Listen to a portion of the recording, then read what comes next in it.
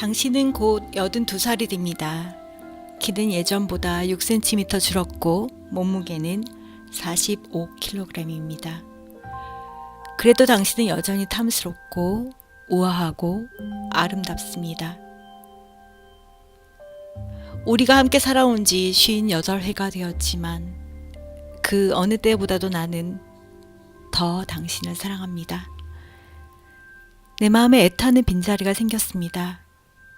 오직 나를 안아주는 당신의 온기만이 채울 수 있는 자리입니다.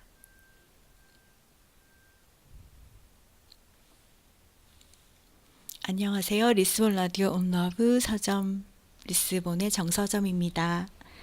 잘 들리시나요?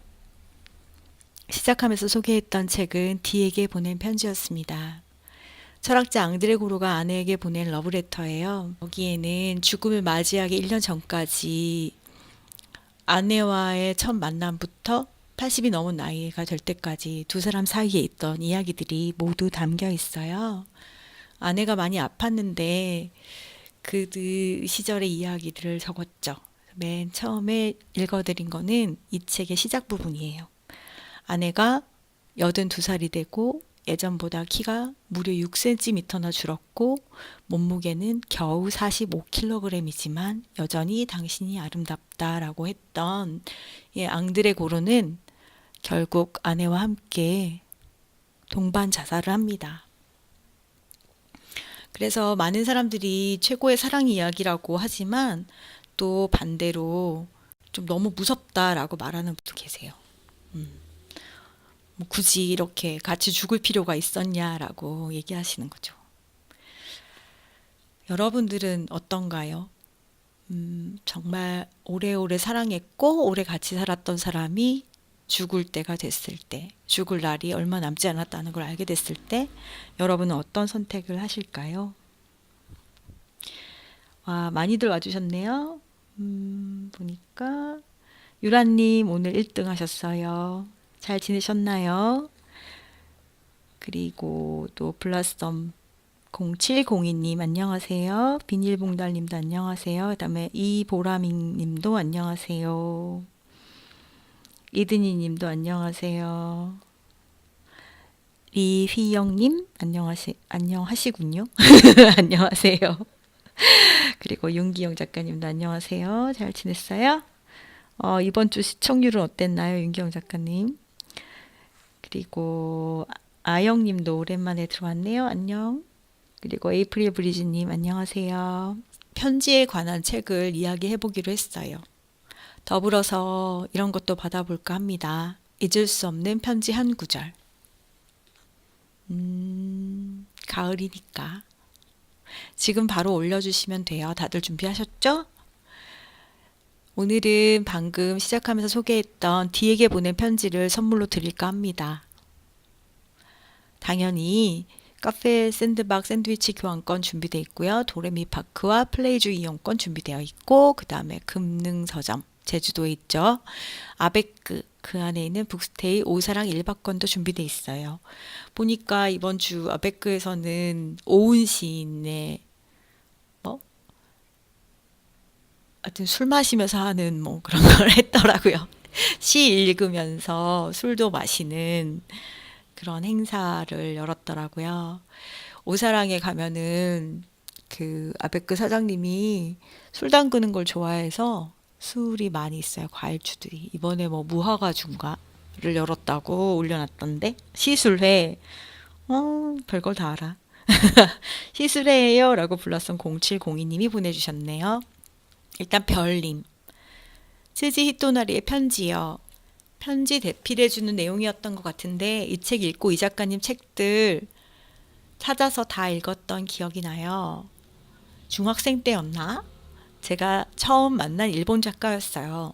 책 하나에 꽂히면 그 작가님 책들을 다 찾아 읽는 스타일이어서 그 뒤로도 신간 몇 권을 읽었었는데 어느 순간부터 손에 안 잡히더라는. 아무튼 편지라고 하니까 딱 떠오르는 책이네요. 츠바키 문구점 생각나더라고요. 이 편지 내용 적어주신 거 보니까 편지 대필해주는 내용. 츠바키 문구점도 근간에 읽은 책 중에 굉장히 인상적이었던 책이었어요. 가마쿠라를 배경으로 하고 있고 연애 편지를 대필해 주는 문구점 이야기예요. 문구점의 손녀가 할머니가 하시던 일을 물려받아서 하게 됐는데 세상에 요즘 같은 세상에 누가 도대체 연애 편지를 쓴단 말인가. 편지를 쓴다는 게 너무 웃기다라고 생각했지만 쓰다 보니까 엄청나게 보람이 느껴지는 거죠. 이 사람의 편지를 대필해 줬던 할머니가 대필을 해줬는데 그게 시간이 수십 년 지나서 이제 와서 어떤 영향을 미쳤고 결과가 나타나는 이야기들도 있었고 그 다음에 아주 사랑했던 여인이지만 결혼할 수 없었고 시간이 많이 지났는데 그 사람에게 이제는 당신을 잊겠습니다 이런 편지를 적는 사람도 있었는데 치바키 문구점에서 일하던 그 여인은 처음에는 편지를 요즘에 누가 써? 이랬지만 쓰다 보니까 이 편지라는 것은 어떤 물성을 가지고 있잖아요. 우리가 책을 읽을 때 느끼는 것처럼 종이의 질감, 붓, 펜의 색깔 이런 것들, 잉크 색깔 이런 것들 다 신경 쓰게 되고 우표도 신경 쓰게 되고 이런 과정들이 나와요. 그래서 마치 읽다 보면은 내가 편지를 쓰고 있는 것 같은 기분이 들어요. 문구점이니까 예쁘고 좋은 문구들이 가득하잖아요. 거기서 이 사람한테는 막 이별의 편지니까 이런 거를 이 종이가 좋겠어. 색은 이 색이 좋겠어. 그리고 봉투는 특별하게 봉투에 담아야겠어. 그리고 밖에 문구를 쓸 때 뭐 귀하라고 쓸지 뭐 뭐라고 배상이라고 쓸지 이런 것들을 막 고민하는 내용들이 나오는데 그 내용들을 읽다 보면은 와 정말 내가 편지를 쓴다면 이랬지. 저 어렸을 때 편지 굉장히 많이 썼는데 편지 쓸 때 편지지 고르고 그다음에 펜 색깔 고르고 그랬던 기억들이 막 나요. 그리고 여기다 뭔가 선물을 넣고 싶은데 편지 안에 넣을 수 있는 게 되게 한정되어 있으니까 그 안에 뭐 그림을 그릴 때도 있고 뭐 흔하게는 뭐 단풍잎 이런 거 저는 그런 거 말리는 거 싫어해서 넣진 않았는데 뭐 단풍잎을 넣는 친구도 있었고 종이 접기를 해서 넣는 친구도 있었고 뭐 스티커 같은 거 넣는 경우도 있었고 그랬죠. 편지 보내는 거 좋아해가지고 리스본에서 1년 내내 편지 보내는 거 한 달에 한 번씩 보내드리는 서비스를 하기도 했었죠. 자, 유라님. 지금 치바키 문구점 얘기 쓰고 있었어요. 따뜻한 이야기들, 그쵸. 문체도 굉장히 따뜻해요. 그리고 블라썸 0702님. 가을이 되니 마종기 시인과 루시드 폴이 주고받은 아주 사적인 긴 만남이라는 책이 생각났어요. 다시 꺼내봐야겠어요. 맞아요. 이 책은 마종기 시인이랑 루시드 폴이 서로 한 사람은 미국에 있었죠. 그리고 루시드 폴 같은 경우는 스위스 로잔에 있었는데 둘이서 서로 마종기 시인도 평생 외국에서 살았어요. 마종기 시인은 의사거든요. 외국에서 사는 사람의 그 이방인으로서의 삶에 대해서 시를 많이 썼고 루시드 폴이 그 시를 보고서 어떤 감흥을 받은 거죠. 그리고 자기도 외국에서 오래 생활을 했으니까 편지를 보내서 서로 편지로 주고받으면서 이야기를 나눠요. 한 사람은 시를 써서 그 고국에 대한 그리움이나 고독을 풀었고 또 한 사람은 음악으로 그 마음들을 담았잖아요. 이 사람들이 주고받은 편지들이 참 격조가 있더라고요. 그리고 마음의 결을 이렇게 살살 쓰다듬는다고 할까? 굉장히 조심스럽게 쓰다듬는 느낌이었어요. 이게 반응이 좋아서 서간집을 한 권 더 냈는데 두 번째 책은 사이의 거리만큼 그리운이라는 제목이었죠. 유라님이 알려주셨는데 치바키 문구점 후속책이 나왔대요. 반짝반짝 공화국. 바로 읽고 해야겠네요. 루케시쿠 스텔라이님. 이렇게 막 라틴어 이런 걸 아이디로 하시면 정말 곤란합니다. 이게 아마 그대는 별들과 같이 빛나라 뭐 그런 뜻이었던 것 같아요. 이분이 보내주신 편지에 관한 책은 이거예요. 깨진 접시는 다시 붙일 수 없지만 살아있는 것들은 달라. 상처가 났던 자리가 다시 붙으면 거기는 더 단단해지잖아. 그런 일은 없겠지만 어떤 일이 있어도 아무것도 걱정하지 말고 나를 믿고 우리를 믿어. 제가 요 글을 보고서 이거 어디서 많이 본 글인데 어디서 봤더라 한참 생각했거든요. 제 책이더라고요. 그래도 사랑 맞죠? 이걸 또 그래도 사랑에 썼는지 다시 사랑에 썼는지 거기 우리가 있었다에 썼는지 기억이 안 나가지고 검색을 해봤던 저자. 네, 고맙습니다. 또 유매님 저랑 같은 책을 좋아하시네요. 올 여름 그리고 가을로 넘어온 지금도 붙잡고 있는 책. 존 버거 A가 X에게 책을 사연에 남깁니다. 당신에게 편지를 쓰고 있어요. 지금 당신을 만져보고 싶어하는 내 손을 내려다보고 있어요. 너무 오래 당신을 만져보지 못해 이젠 쓸모없이 되어버린 손처럼 보이네요. 당신의 아이다. 가슴이 아릿한 가을입니다. 하지만 편지는 늘 로맨틱해요. 라고 적으셨어요. 유매님이 얘기하신 A가 X에게는 존 버거의 책입니다. 부제가 편지로 쓰여진 소설. 아이다가 사비에르라는 남자에게 보낸 편지로 되어 있고요. 이 편지는 어느 감옥에서 발견된 것으로 설정이 되어 있어요. 소설이니까 존 버거가 어느 감옥에 있던 편지를 발견하면서 이 책이 시작돼요. 사비에르라는 남자가 감옥에 있었는데 그 감옥에 편지 뭉치가 있었던 거죠. 사비에르는 반정부 테러 조직을 결성해서 이중 종신형을 받은 상태였어요. 독방에 갇혀 있어요. 독방에 갇혀 있으면 얼마나 외롭고 힘들까요? 기다리는 거는 이제 친구들의 소식, 외부의 소식이겠죠? 그 여자친구 이름이 아이다예요. 아이다가 약제사인데 그 약국에서 일어난 얘기들이 많이 적혀 있어요, 편지에. 아이다가 사비에르한테 편지를 계속 써요. 근데 사비에르 답장은 이 책에 나오지 않아요. 왜냐하면 사비에르가 간직하고 있는 편지들이 나온 거니까. 대신에 그 편지 뒤에 보면은 메모들이 적혀 있는데 아이다의 편지에 대한 답은 아니고요. 그냥 그때그때 자기 생각나는 거, 뭐 금값 폭등 뭐 이런 것들이 적혀 있어요. 편지도 되게 절절한데 우리가 흔히 말하는 사랑 타령만 하진 않아요. 나라를 걱정하고 현실을 얘기하는 게 더 많습니다. 어쨌거나 이 편지를 따라가다 보면 현실의 스토리가 이어져요. 둘이 여자의 이야기를 듣다 보면 남자가 지금 어떤 상태인지도 알 수 있고 그 다음에 바깥의 현실이 어떤지도 알 수 있고 두 사람이 결혼을 하지 않았으니까 면회를 허락받지 못하거든요. 그래서 아까 유매님이 적어주신 것처럼 그런 손 이야기 뭐 이런 것들이 많이 나와요.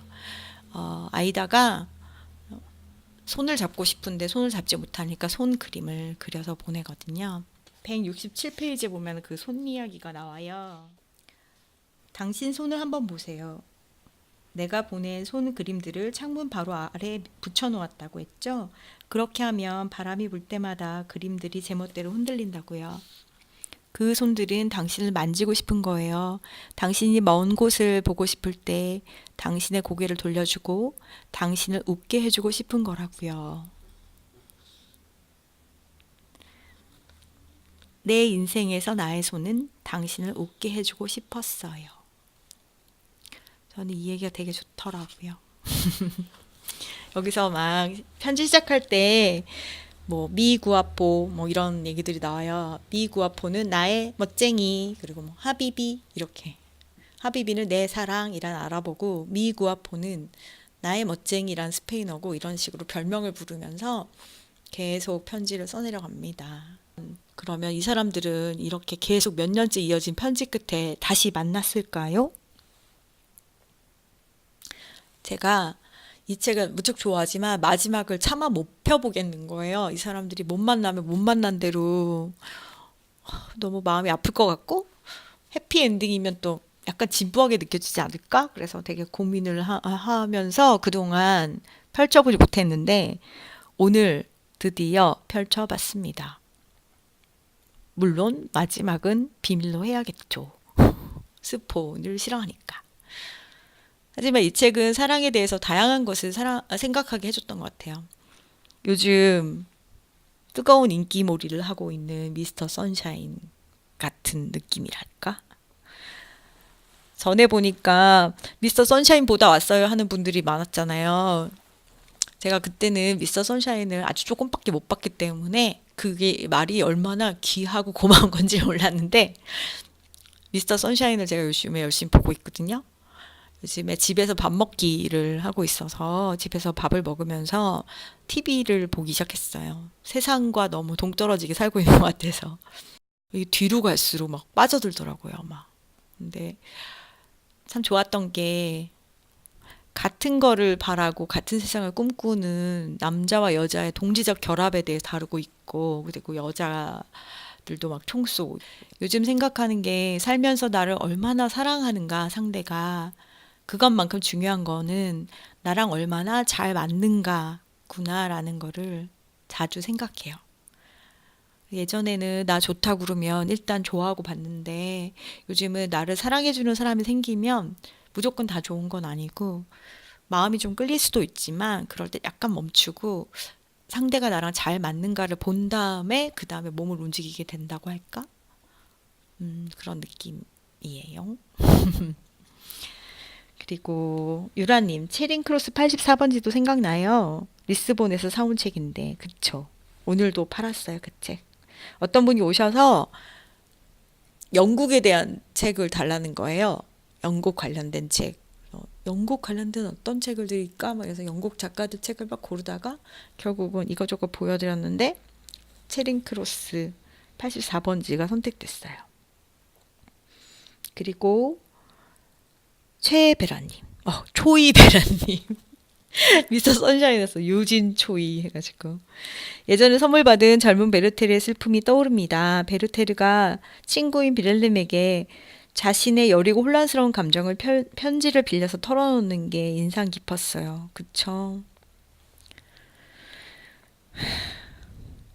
편지에 주절주절 우리는 요즘 만나서 얘기하지만 옛날에는 그렇게 연애 고민도 다 편지로 써야 되니까. 그다음에 꿈무비님 주제가 편지라 작가님 생각이 나서 들어와 봤어요. 목소리라도 너무 반가워요. 이분은 저희 리스본 3층에 있을 때부터 단골이신데 지금 제주도에 가서 살고 계시고 저한테 최예지 작가라는 작가를 알려준 분이에요. 전에 한번 얘기했던 것 같은데 예지 작가를 좋아해서 예지 작가 엽서를 사서 저한테 편지를 썼고 그래서 제가 최예지라는 작가를 알게 됐어요. 이 꿈모비님께서 이 사람은 최예지라는 작가고 제가 좋아하는 작가예요. 정현주 작가님에게 소개해주고 싶었어요. 라고 적으셨는데 그리고 얼마 뒤에 제가 정말로 최예지 작가를 만나게 됐고 그리고 얼마 뒤에 이 무비님, 꿈무비님이 내려가셔가지고 제주도에서 여행을 하다가 어느 카페에서 저에게 또 편지를 쓰고 있었는데 정말로 최혜지 작가가 들어왔다라는 거죠. 카페에. 그래서 두 사람이 너무 신기해하면서 저한테 연락을 했었다는 얘기를 전에 들려드렸던 적이 있어요. 그래서 두 분은 이제 아는 사이가 됐죠. 편지를 보냈기 때문에 만날 수 있던 인연. 츠지 히토나리의 사랑을 주세요를 보내주신 분 있네요. 이든이님. 두 주인공이 편지를 주고받는 책인데요. 어느 날 제가 보낸 편지가 어떤 이의 손에 전해지던 순간 그는 그 책을 읽고 있었고 제가 어딘가에 적어두었던 책 속 문구를 곱씹던 그는 그 문장을 발견했다는 벅차오름과 때맞춰 도착한 제 편지에 반가움을 담은 답장을 보내준 적이 있어요. 편지로 인연을 맺은 두 주인공이 우리의 인연을 이어주는 것 같았달까요? 사랑을 주세요. 힘내지 않아도 괜찮아 라는 얘기 나오는 책이죠. 편지를 보냈을 때 그 편지 이드니 님이 사랑을 주세요에 나오는 내용을 적어서 보냈는데 받은 사람이 때마침 그때 이 책을 읽고 있었다는 거죠. 그래서 둘이 인연이 이어졌군요. 와, 멋지다. 그 다음에 클린그리님께서는 방고를 읽다를 추천해요. 그 다음에 아멜리에님은 모차르트가 생전에 쓴 편지를 모아놓은 책이 생각나네요. 그쵸. 모차르트의 편지. 정확한 제목은 그래요. 모차르트가 되게 일찍 죽었잖아요. 36살 정도 됐을 때 죽었는데 그 중에 10년 넘게 여행을 했어요. 그리고 그 여행을 많이 하다 보니까 편지를 많이 썼는데 13살 때 이탈리아에서 쓴 편지도 있고 그다음에 죽음을 앞두고 아내한테 보낸 편지까지 수백 통이 담겨 있는 책이 모차르트의 편지예요. 그다음 현주님께서는 쇼코의 미소요.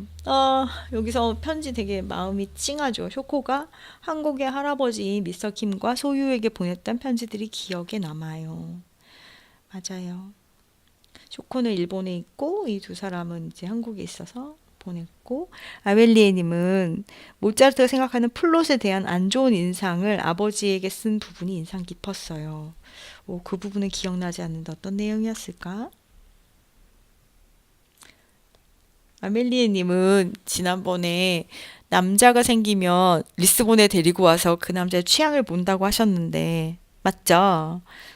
엊그제 어떤 남자분이랑 오셨는데 아멜리아님은 제가 이렇게 멀리서 보기에는 아멜리아님은 서점에 들어오고 싶은데 남자분은 그다지 책에 관심이 없는 책에는 관심이 있을 수 있지만 그분이 외국분이셨거든요. 그래서 아마 한국 책에 관심이 없었을 수도 있을 것 같아요. 그래서 제가 그 다음 스토리가 궁금하긴 한데 프라이버시니까.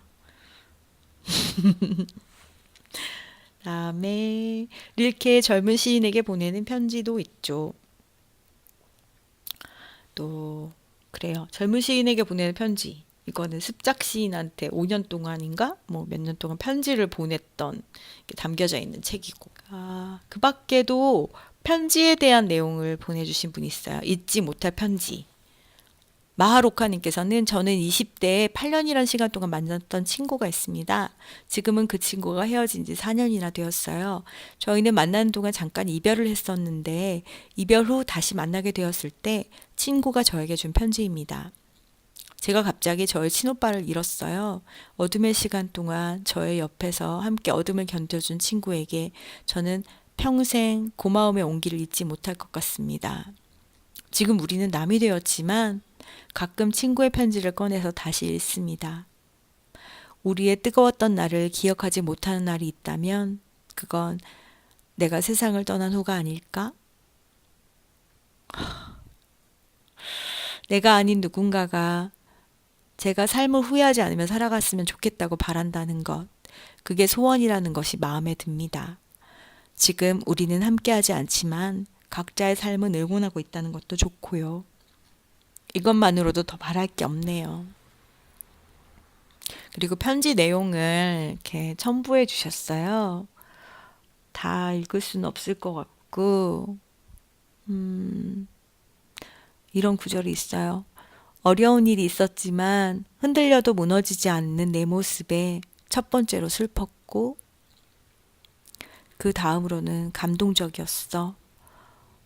나에겐 한없이 아기 같았고 천상 여자 같던 네가 다시 태어난다는 느낌까지 받았어. 고생 많았어, 너무나 많이. 이제는 이전과 다른 새로운 날들이 펼쳐질 거고 너는 그 어느 때보다 더 자랑스러워 보일 거야.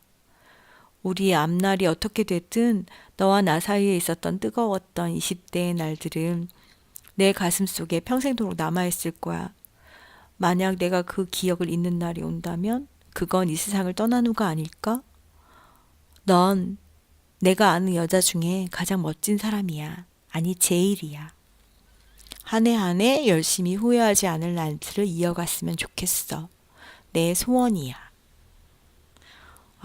이렇게 멋있는 남자분하고 만나셨군요. 긴 시간 동안. 8년이나. 8년이나 만날 만큼 좋은 사람이었던 것 같고, 그리고 이런 분과 8년을 같이 했던 마하로카 님도 참 멋진 분이었을 거란 생각이 들어요. 사랑이라는 게 오래 가면 좋겠지만 반드시 또 오래 간다고 좋은 건 아니잖아요. 살아가는 시간 동안 이렇게 나를 믿어주고 응원해주는 사람이 있었고, 그리고 지금은 같이 있지 않고 따로의 삶을 살고 있지만 그래도 여전히 응원하는 사람으로서 남을 수 있었다는 거. 이게 마하로카님에게는 큰 재산이 될 것 같아요. 하트가 막 올라오네요. 그쵸.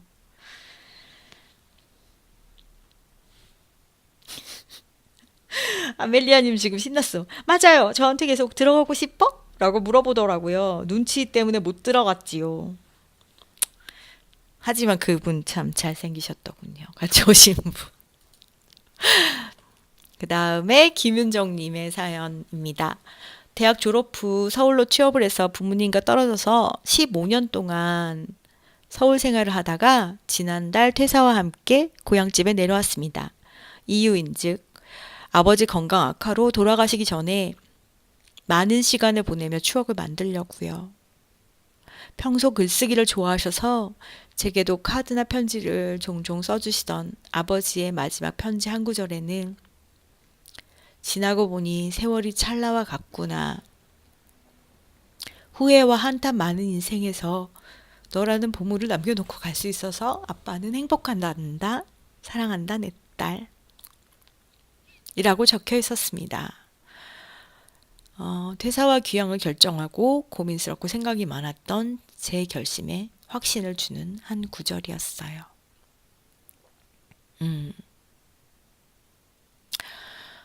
가끔 이제 그런 생각 하잖아요. 추석 지나고 읽으니까 이거 되게 슬프네? 부모님이랑 같이 하는 시간이 과연 얼마나 남았을까? 그런 생각들을 하게 되죠. 나이가 들수록 이제 한 해 한 해 헤어져야 할 시간이 가까워오는구나. 뭐 어떤 친구들은 아주 일찍 부모님과 이별을 하기도 하고, 또 저는 그래도 운이 좋아서 오랜 시간 같이 있지만, 언젠가는 그런 날이 오겠죠. 퇴사하고 귀향을 결정하고 고민스럽고 생각이 많았는데 라고 하셨는데, 좋아하는 사람과 지낼 수 있는 시간이 되게 정해져 있으니까 최대한 시간을 내서 같이 있는 거는 중요한 일인 것 같아요. 고민이 많았다고 하셨는데 저도 참 잘하셨다고 말씀드리고 싶고, 아버지 편지가 되게 멋있네요. 아까도 한번 준비하면서 읽어봤는데 그땐 괜찮았는데 지금 다시 보니까 울컥합니다. 저희 아버지도 편지를 굉장히 잘 쓰시는데 주로 제가 엄마랑 싸우고 난 다음에 엄마랑 싸워가지고 제 고집이 세가지고요. 엄마랑 며칠 동안 말도 안 하고 사춘기 시절에 그랬어요. 학교 갔다 오면은 책상 위에 편지가 놓여 있었는데 제발 엄마랑 사이좋게 지내라. 그런 얘기가 대부분이었죠. 지금도 이제 가끔 편지를 쓰세요. 근데 요즘에는 저한테보다 저희 조카한테 많이 쓰십니다. 저희 조카는 아직 이제서야 겨우 한글을 읽는데 막 4살 때 이런 때도 막 편지를 써가지고 또 반고우 영혼의 편지도 있죠. 고우가 동생 태호에게 보낸 책. 그리고 또 기억나는 건 지인 웹스터의 키다리 아저씨. 키다리 아저씨랑 주디랑 편지 주고받잖아요. 그거 볼 때 되게 짜릿했었는데. 또 뭐 있냐면요. 생텍쥐베리 내 어머니에게 보내는 편지라는 책이 있어요. 이 책은 생텍쥐베리 어머니가 묶어서 책으로 냈는데요. 생텍쥐베리가 어릴 때 기숙학교에 다녔거든요. 그래서 기숙학교에서 편지 쓴 것도 있고 2차 세계대전 때 죽잖아요. 사막에서 사라지잖아요. 그때 쓴 편지도 들어있어요. 직전에 쓴 편지가. 근데 마지막에 쓴 편지는 생텍쥐베리가 죽고 나서 1년 뒤에야 어머니한테 도착했다고 하는데요. 그 편지를 다 어머니가 묶어가지고 책으로 내셨어요. 오늘은 어째 접속자도 적고 사연도 별로 안 오네요. 윤기영님, 선샤인 마지막 회라 그런 것 같진 않고요. 지금 다 나가서 놀고 있는 것 같아요. 왜냐하면 낮에도 손님이 참 없었거든요. 그리고 인스타그램에 제가 올렸는데 계속 지금 옆집에서 촬영을 하고 있어요. 골목을, 길을 다 막고. 물론 오신 분들이 책을 많이 사주셔가지고 평소보다 뭐 책이 팔린 수가 적지는 않은데 근데 길도 막혀 있었고 커플들 왜 책을 안 사는가에 대해서 논문을 쓸까 합니다. 깜짝 놀랐어요. 갑자기 서점에 대한 관심이라든가 이런 게 가을이 되면서 찬바람을 불면서 뚝 떨어진 거예요. 기온만큼. 근데 이미 예상하고 있었던 게 가을이 독서의 계절이 된 것은 가을이 되면 책을 많이 읽기 때문이 아니고요. 책을 너무 안 읽으니까 가을엔 책을 읽어야 돼라는 캠페인으로 시작된 거라고 합니다. 이 계절에 누가 책을 읽고 싶겠습니까? 손님 없는 서점 주인이나 책을 읽고 있겠죠. 저는 모처럼 책을 읽을 시간이 많아져서 행복합니다. 소니아님, 우와, 신기해요. 가을은 독서의 달이라고 해서 날씨 때문이라고 생각했었는데 전혀 아닙니다. 1년 중에 가장 책이 안 팔리는 것이 가을입니다. 저희 서점이 입증해주고 있습니다. 그리고 또 며칠 전에 보니까 이대 앞에 있는 카페 프렌테가 문을 닫는다는 소식이 올라왔더라고요. 제일 먼저 그 안에 있는 위트 앤 시니컬은 어떻게 되는 건가 또 걱정을 했는데 위트 앤 시니컬은 자리를 옮겨서 계속 한다고 하더라고요. 그렇긴 한데 한동안 카페가 막 붐을 일어서 한 집 건너 한 집이 카페가 됐잖아요. 그러더니 한동안 또 서점이 유행을 해서 막 미친 듯이 서점이 생겨서 이게 어디로 가는 것일까 했는데 이제 임대기가 2년이 끝나고 나서 많은 변화들이 오고 있는 것 같아요. 서점계 보면서 어떻게 버텨나갈 것인가에 대한 고민들을 많이 하게 돼요. 근데 미스터 선샤인 몇 시에 끝나요? 지금 갑자기 접속자가 많아지는 거 보니까 끝난 것 같은데.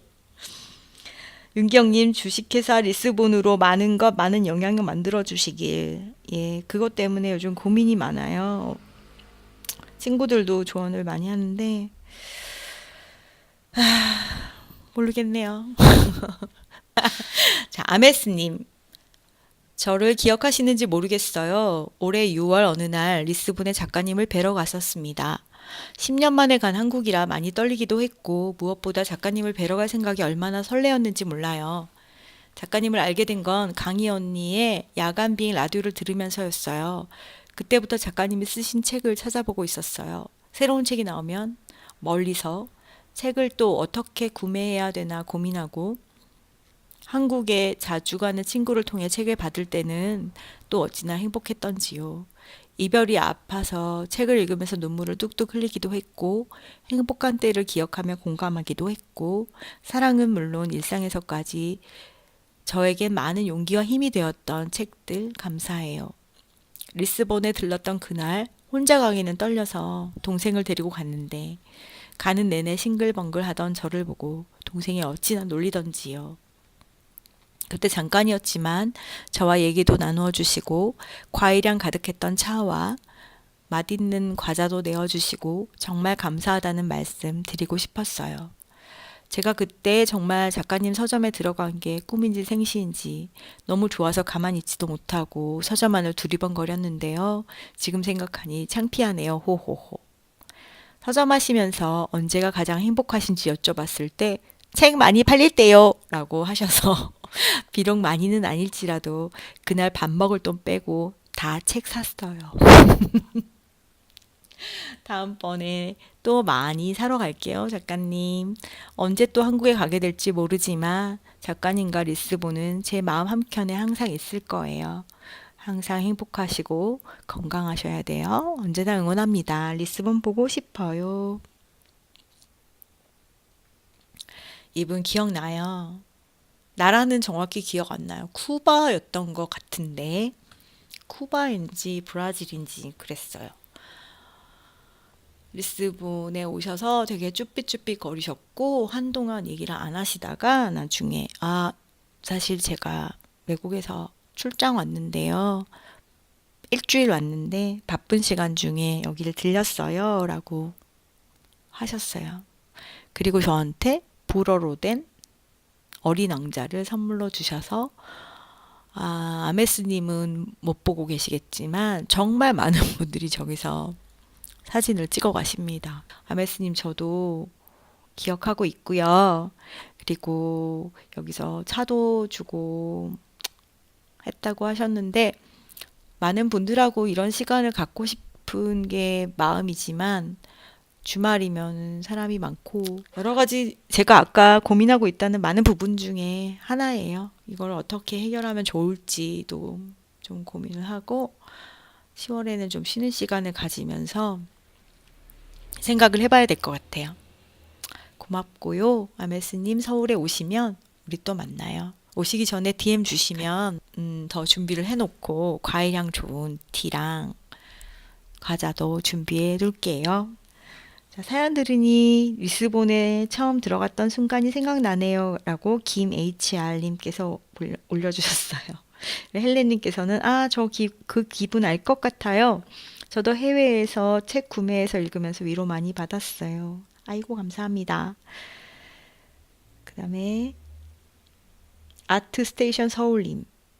우울한 지금 라디오 듣고 싶었는데 인스타 라이브 좋네요. 그 다음에 황인주님. 저도 막 들어왔는데 제가 매주 우주 사진 올려드리잖아요.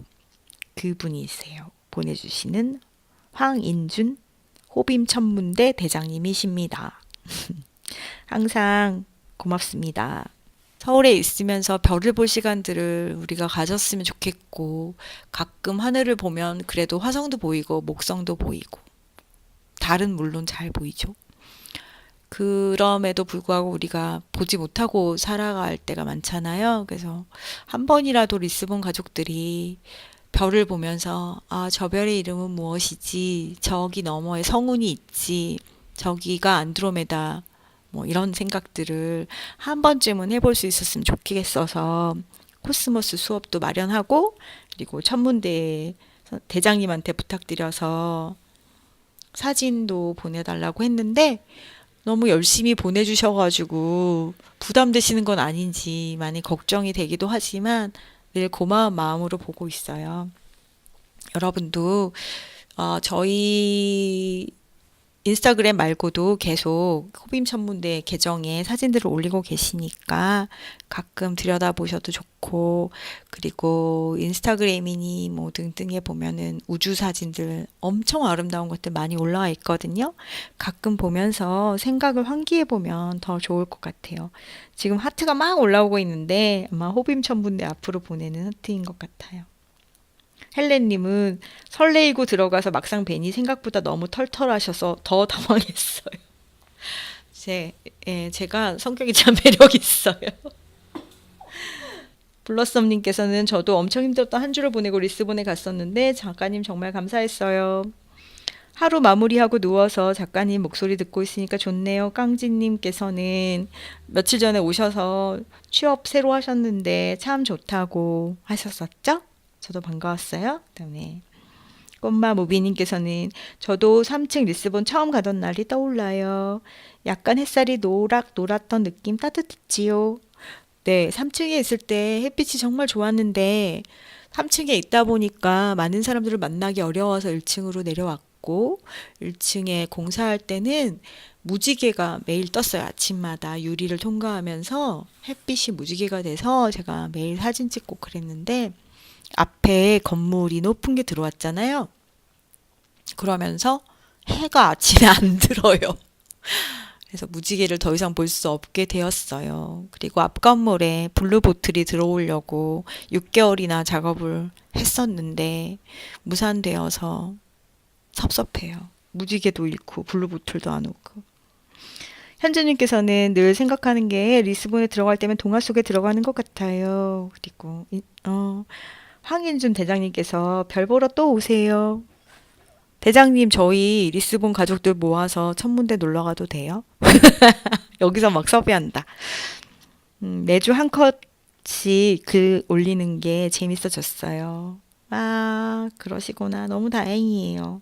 매주 뭘 해서 쌓여서 호빔 천문대 결과물들을 많은 분들이 보고 느끼고 하셨으면 좋겠다는 바람이 있어요. 현주님께서는 우주 사진이랑 글이랑 정말 잘 보고 있어요. 감사합니다. 라고 황인준 대장님께 얘기했네요.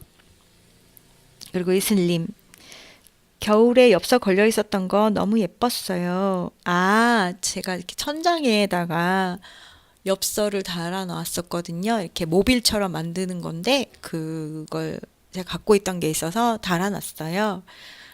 어떤 손님이 정신사납다면서, 그리고 머리 위에 그런 거 달아놓는 거 아니라고, 운이 나빠진다고 하셔가지고. 제가 또 운이 나쁘면, 운 나쁘고 이런 거 되게 싫어해요.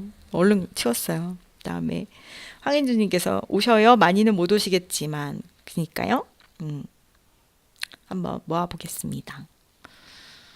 비닐루봉달님, 천문대 가보고 싶어요. 그쵸? 별 보고 있으면 세상 근심이 다 없어지는데 정말 좋아요. 리스본 라디오 온라브 이제 마칠 시간인데요. 오늘 각자 듣는 끝곡은 이 곡입니다.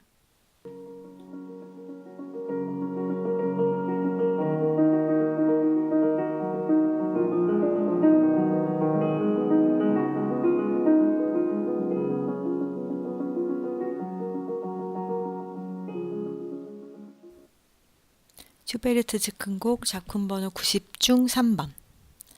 영화 아무르 보셨어요? 거기 나오는 곡을 들려드린 거예요. 거기 여자 주인공이 연주하는 장면이 나오거든요. 시작할 때 디에게 보낸 편지 얘기하면서 이 영화가 생각났어요.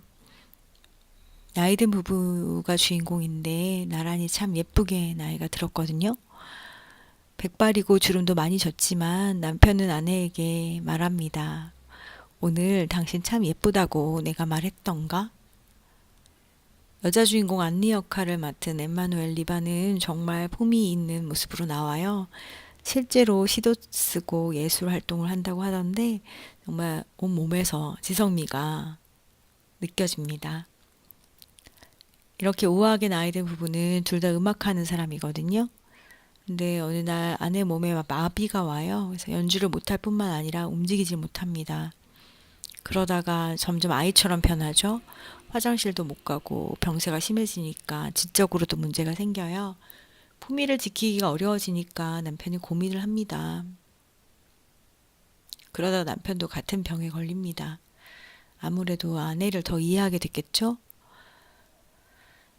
아내가 이 곡을 연주하는 장면을 회상하는 씬이 나와요. 아내는 우아하게 연주를 합니다. 남편은 혼자 앉아서 듣고 있죠. 그러더니 몸을 돌려서 오디오를 꺼요. 그러니까 연주 소리도 멈춰요. 그러니까 남편이 아내가 피아노 연주하던 모습을 혼자 회상했던 겁니다. 건강하던 아내가 얼마나 그리웠을까요? 아내가 스스로 존엄을 지킬 수 없게 됐을 때 남편이 아내를 위해서 했던 선택에 대해서는 스포가 되니까 얘기하지 않을게요. 아직 안 보셨다면 한번 찾아보시면 좋겠어요. 과연 어떤 게 진짜 사랑일까요? 아이처럼 되고 심지어는 동물처럼 된 상대를 받아들이는 거. 품위를 가장 소중하게 여기던 그 사람을 위해서 품위를 지키게 해주는 거. 더 이상 품위를 잃지 않게 극단적인 선택을 하는 거. 우리라면 어느 쪽을 택할까요? 동시에 이런 생각도 해요. 지금 사랑하는 사람, 그 사람이 더 이상 세상에 없게 된다거나 혹은 곁에 있어도 내가 알던 그 사람일 수 없을 때 우리는 그 사람의 어떤 모습을 가장 그리워하게 될까요? 같이 있을 수 있고 내가 좋아하는 그 모습을 마음껏 볼 수 있을 때 더 예뻐하고 아껴주면서 가을을 보내기로 해요. 그렇게 일주일 사랑하고 읽고 또 사랑하면서 즐겁게 보내고요. 다음 주 일요일 밤 10시에 다시 만나요. 이상 리스본 라디오 정서점이었습니다. 보아노이치.